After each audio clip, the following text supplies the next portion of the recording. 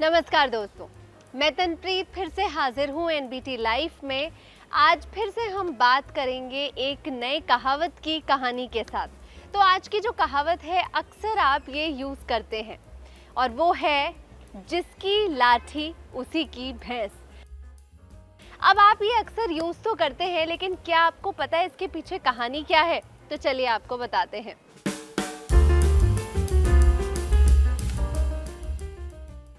एक बार एक नत्थू काका होते थे। नत्थू काका एक दूध बेचने वाले होते थे।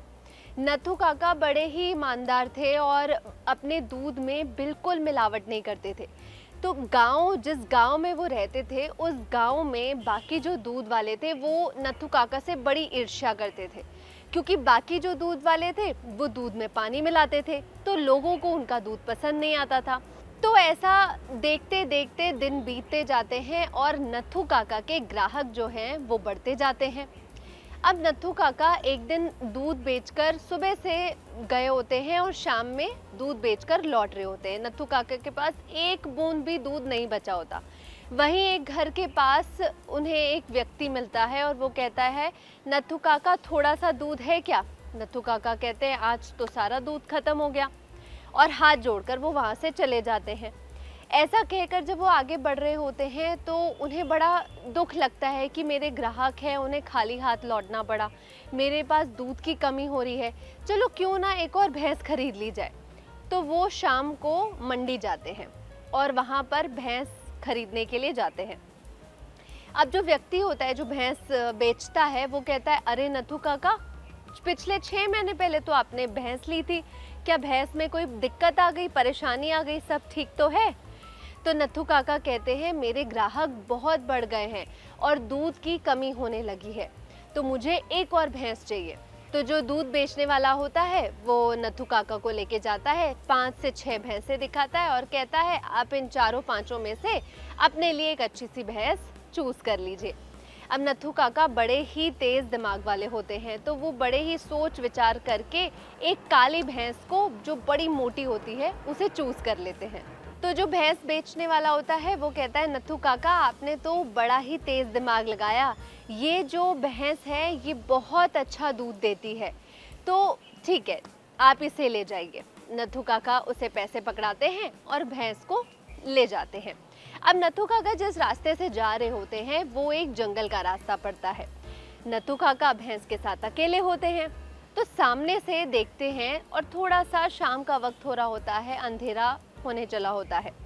सामने से एक व्यक्ति आ रहा होता है लाठी लेके। वो देखता है कि नत्थू काका अकेले हैं और एक बड़ी सी भैंस है, तो वो व्यक्ति नत्थू काका को अपनी लाठी से डराने लगता है कि ए नत्थू काका, जो तेरी भैंस है वो मुझे दे दे। तो नत्थू काका कहते हैं, मैं क्यों दूं अपनी भैंस? तो वो व्यक्ति कहता है, भैंस दे दे वरना लाठी से मैं मारूंगा तेरे को और तेरी भैंस लेके भाग जाऊंगा। तो नत्थू काका बड़ा सोचते हैं कि कैसे इस मामले से बचा जाए, कैसे सुलझाया जाए। फिर कहते हैं, अच्छा ठीक है, ये ले लीजिए भैंस। तो वो जो व्यक्ति होता है वो हंसने लग जाता है कि नत्थू काका तुम तो मूर्ख ही निकले, इतनी आसानी से तुमने अपनी भैंस मुझे दे दी। नत्थू काका कहते हैं कि जो हुआ सो हुआ, लेकिन तुम अपनी लाठी मुझे दे दो। क्या है ना, मैं घर जाऊंगा तो मेरी बीवी गुस्सा होगी कि पैसे लेकर गए और खाली हाथ ही लौट आए, तो मैं कम से कम लाठी ही दिखा दूंगा। तो वो व्यक्ति कहता है कि नत्थू काका तो सच में ही मूर्ख है, लाठी चाहिए इनको भैंस के बदले। वो अपनी लाठी दे देता है।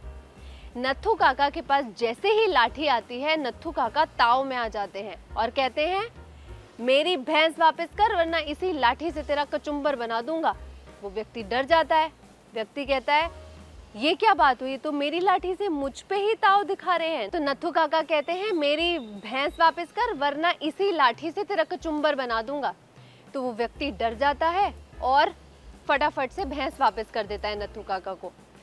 फिर वो व्यक्ति कहता है, अब तो आपकी भैंस मैंने वापस कर दी, मेरी लाठी वापस कर दो। नत्थू काका फिर लाठी दिखाते हैं और कहते हैं, कौन सी लाठी, कोई लाठी नहीं है, भाग नहीं तो मारूंगा इससे। तो वो व्यक्ति वहां से उल्टे पांव भाग जाता है। अब नत्थू काका भैंस और लाठी दोनों लेकर अपने घर को चल पड़ते हैं।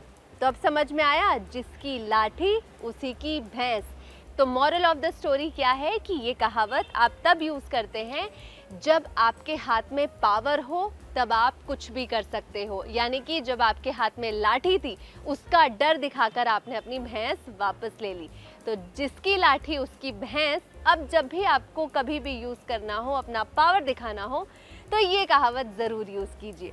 मैं तनप्रीत फिर हाजिर होंगी एक नई कहावत की कहानी के साथ, और उम्मीद करती हूँ ये कहानी आपको मज़ेदार लगी होगी।